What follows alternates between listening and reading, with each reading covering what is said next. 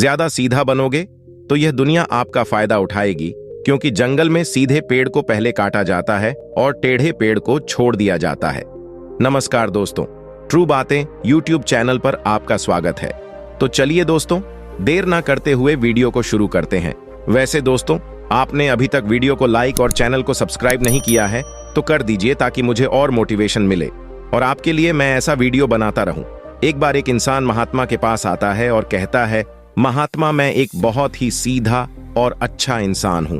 मैं हमेशा ही सबकी सहायता करने की कोशिश करता हूं, सबको खुश रखने की कोशिश करता हूं, लेकिन सब मेरा फायदा उठाते हैं और मेरा मजाक बनाते हैं। कोई भी मुझे गंभीरता से नहीं लेता, यहाँ तक कि मेरे परिवार वाले भी मेरी इज्जत नहीं करते और ना ही घर के किसी महत्वपूर्ण काम में मेरी सलाह लेते। जबकि अपने तीनों भाइयों की तुलना में मैं सबसे ज्यादा काम करता हूँ, घर वालों की बात भी मानता हूँ, माँ बाप की सेवा भी करता हूँ, लेकिन मेरी भावनाओं को कोई भी नहीं समझता है। सब मेरा फायदा उठाते हैं। आखिर मेरे साथ ही ऐसा क्यों होता है? उस व्यक्ति की पूरी बात ध्यान से सुनने के बाद महात्मा जी बोले, किसने कहा कि तुम एक सीधे और अच्छे व्यक्ति हो? असल में तो तुम एक अच्छे इंसान होने का दिखावा कर रहे हो। यह सुन उस इंसान को बुरा महसूस हुआ, लेकिन वह फिर भी महात्मा की बात सुनता रहा। महात्मा ने उससे पूछा, अच्छा बताओ कि तुम हर इंसान की सहायता क्यों करना चाहते हो? क्यों तुम सबको खुश रखने की कोशिश करते हो? उस व्यक्ति ने कहा, ताकि सामने वाला मुझे भी खुश रखे, मेरी बात माने, मेरी इज्जत करें, मेरी भावनाओं को समझे और मुझे एक अच्छा इंसान समझे। महात्मा ने कहा, बस यही तुम्हारी समस्या है कि तुम दूसरों को खुश रखने का प्रयास कर रहे हो ताकि वह भी तुम्हें खुश रखे। तुम अपनी खुशी दूसरों के अंदर ढूंढ रहे हो। तुम दूसरों की नजरों में अच्छा और खुद की तारीफ सुनने के लिए सामने वाले की जी हजूरी कर रहे हो और फिर उम्मीद कर रहे हो कि सामने वाला भी तुम्हारे साथ ऐसा ही व्यवहार करेगा। तो ऐसा नहीं होता, क्योंकि कोई भी ऐसे इंसान को गंभीरता से नहीं लेता जो लोगों की हर बात में हाँ मिलाता है। अब मैं तुम्हें कुछ ऐसी आदतें बताता हूं जो लोग खुद को अच्छा मानते हैं। पहली आदत, खुद को अच्छा मानने वाले लोग यह दिखाने की कोशिश करते हैं कि वह लोगों का ख्याल रखते हैं। उन्हें लोगों की चिंता है, इसीलिए वह सबकी सहायता करने पहुंच जाते हैं, फिर चाहे सामने वाले को उनकी मदद की जरूरत हो या ना हो। दूसरी आदत, खुद को अच्छा मानने वाले लोग दूसरों से खुद की तारीफ के भूखे होते हैं, इसीलिए वह ज्यादातर मौकों पर वही काम करते हैं जिससे सामने वाला खुश हो और उनकी तारीफ करें। अगर उन्हें लगता है कि किसी काम से सामने वाला व्यक्ति दुखी हो जाएगा तो वह उस काम को हाथ तक नहीं लगाते।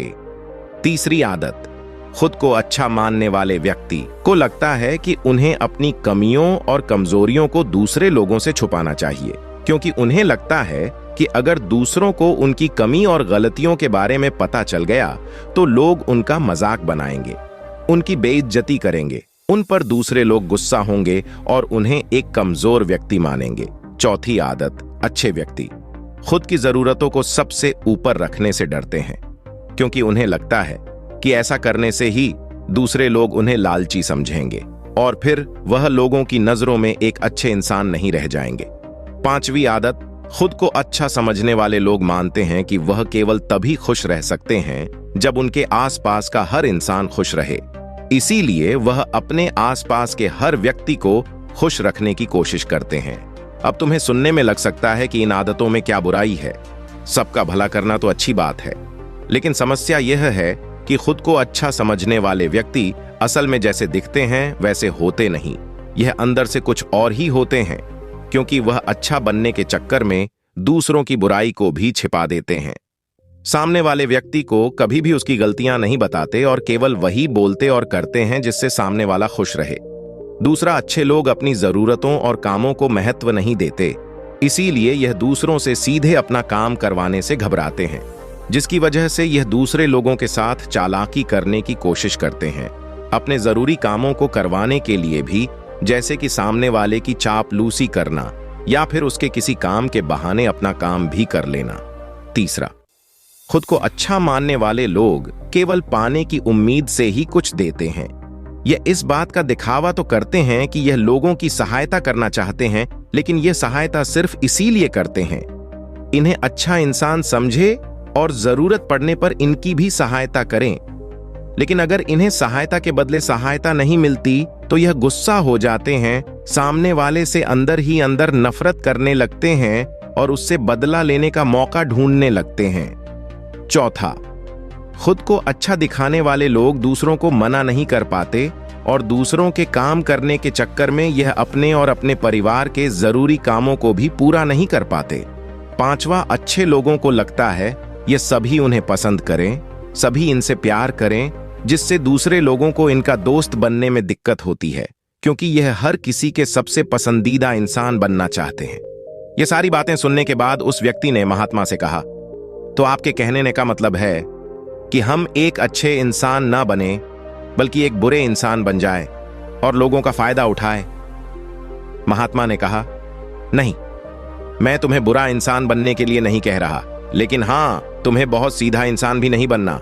अब मैं तुम्हें बताता हूं कि एक व्यक्ति को कैसा इंसान बनने का प्रयास करना चाहिए।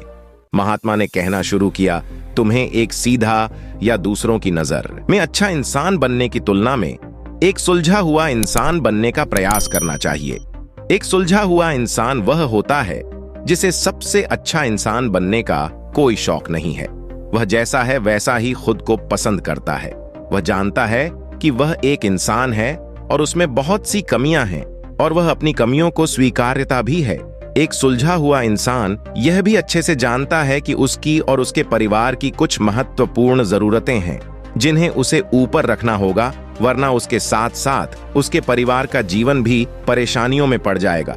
हो सकता है कि उसकी ऐसी सोच की वजह से उसके आसपास के लोग, उसके मित्र या रिश्तेदार उससे नाराज हो जाएं, लेकिन वह इसे भी स्वीकार है। यहां पर बात स्वार्थी होने की नहीं, बल्कि जीवन की सच्चाई को स्वीकारने की है, क्योंकि तुम महात्मा नहीं हो कि तुम्हारी कोई इच्छा ही नहीं है, किसी से कोई उम्मीद नहीं है या कोई जरूरतें शेष नहीं रही। तुम एक साधारण इंसान हो और एक साधारण इंसान की सोच के साथ अगर तुम सबको खुश रखने का प्रयास करोगे तो तुम हमेशा दुखी रहोगे, क्योंकि तुम्हारी भी सामने वाले से उम्मीदें बढ़ेंगी और जब वह उम्मीदें पूरी नहीं होंगी तो तुम दुखी हो जाओगे। इसीलिए जो इंसान यह कहता है कि मैं सबकी मदद करूंगा, सबको खुश रखूंगा और मुझे बदले में किसी से कुछ भी नहीं चाहिए, यहां तक कि अपनी तारीफ भी नहीं, तो पहले उस इंसान को बुद्धत्व प्राप्त कर लेना चाहिए, क्योंकि एक आत्मज्ञान को प्राप्त व्यक्ति ही किसी से कोई उम्मीद नहीं रखता। पर क्योंकि आत्मज्ञान को प्राप्त करना सबके बस की बात नहीं है, इसीलिए तुम्हें इस जीवन के सत्य को स्वीकारना होगा और दुखी होने से बचने के लिए एक सीधा इंसान बनने की बजाय एक सुलझा हुआ इंसान बनने का प्रयास करना होगा। अब मैं तुम्हें बताता हूं कि एक सुलझे हुए इंसान में क्या क्या विशेषताएं होती हैं। पहली विशेषता यह है कि यह अपनी और अपने चाहने वालों की जरूरतों को ऊपर रखते हैं। इसका मतलब यह नहीं है कि यह लोग दूसरों की जरूरतों को कम समझते हैं या फिर दूसरों को गिराकर खुद ऊपर बढ़ने की कोशिश करते हैं, बल्कि इसका मतलब यह है कि ये लोग दूसरों की फालतू जरूरतों के लिए तब तक उपस्थित नहीं होते जब तक कि इनकी खुद की महत्वपूर्ण जरूरतें पूरी ना हो जाएं। हालांकि अगर कोई इंसान सच में मुसीबत में फंसा हुआ है और उसे इनकी सहायता की सख्त जरूरत है, तभी अपने महत्वपूर्ण कामों को पीछे रखकर भी उसकी सहायता के लिए उपस्थित हो जाते हैं और यह अपने से कमजोर और जरूरतमंद लोगों की भी अपनी हैसियत के अनुसार सहायता करने के लिए तैयार रहते हैं। यह बस अपना बेवजह शोषण नहीं होने देते और इस बात पर भरोसा रखते हैं कि अगर इन्हें सच में किसी की सहायता करनी है तो पहले इन्हें उसकी सहायता करने के लायक बनाना होगा और लायक व सक्षम बनने के लिए इन्हें अपनी जरूरतों का भी ध्यान रखना होगा, क्योंकि अगर एक व्यक्ति खुद ही बहुत ज्यादा बीमार है तो फिर वह दूसरे बीमार व्यक्ति की सेवा कैसे कर सकता है।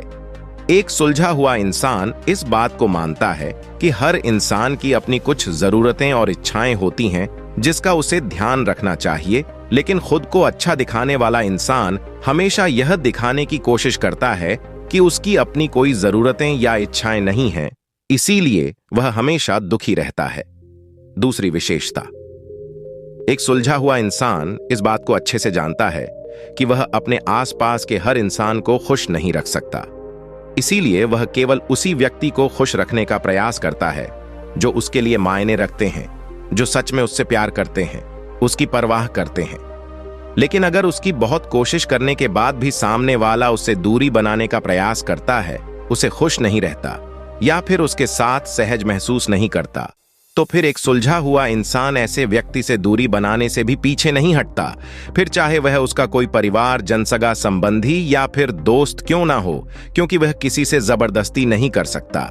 सिर्फ उसे खुश रखने या सामने वाले की नजरों में अच्छा इंसान बनने के लिए इस तरह वह खुद को बेवजह दुखी होने से बचा लेता है। लेकिन जो अच्छा होने का दिखावा करते हैं, वह सबको खुश करने के चक्कर में अपने जीवन के सबसे महत्वपूर्ण इंसान को ही दुखी कर बैठते हैं, जो कि वह खुद है। तीसरी विशेषता, एक सुलझा हुआ इंसान वैसा जीवन जीने का प्रयास करता है जैसा वह जीना चाहता है।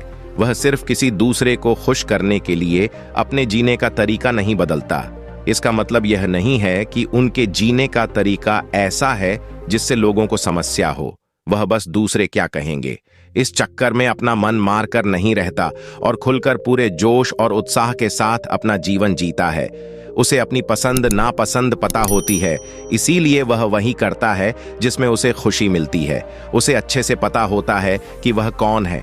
उसे अपने आप पर भरोसा होता है, इसीलिए उसे किसी इंसान की छोटी चापलूसी करके खुद को अच्छा दिखाने या खुद की तारीफ सुनने की जरूरत नहीं होती। महात्मा जी ने आगे कहा, अगर तुम अपने जीवन से संतुष्ट नहीं हो तो अपने आप से 2 प्रश्न पूछो। पहला, क्या मैं अपने लिए वह जिंदगी बना रहा हूं जो मैं असल में अपने लिए चाहता हूं?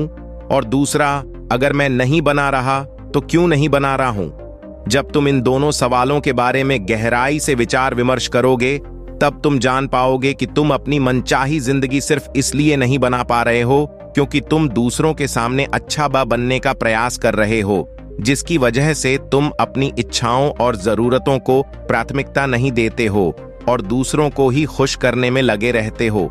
इसीलिए अगर तुम एक खुशहाल और मन चाहे जिंदगी जीना चाहते हो तो एक सुलझा हुआ इंसान बनने का प्रयास करो, ना कि सीधा इंसान।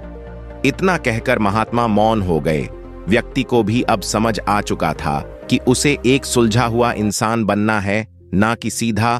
उसने इतनी अमूल्य जानकारी के लिए धन्यवाद किया और वहां से चला गया। दोस्तों, मैं उम्मीद करता हूं कि इस कहानी से आपको जरूर कुछ सीखने को मिला होगा। दोस्तों, मिलते हैं आपसे एक और रोचक कहानी में। तब तक के लिए नमस्कार।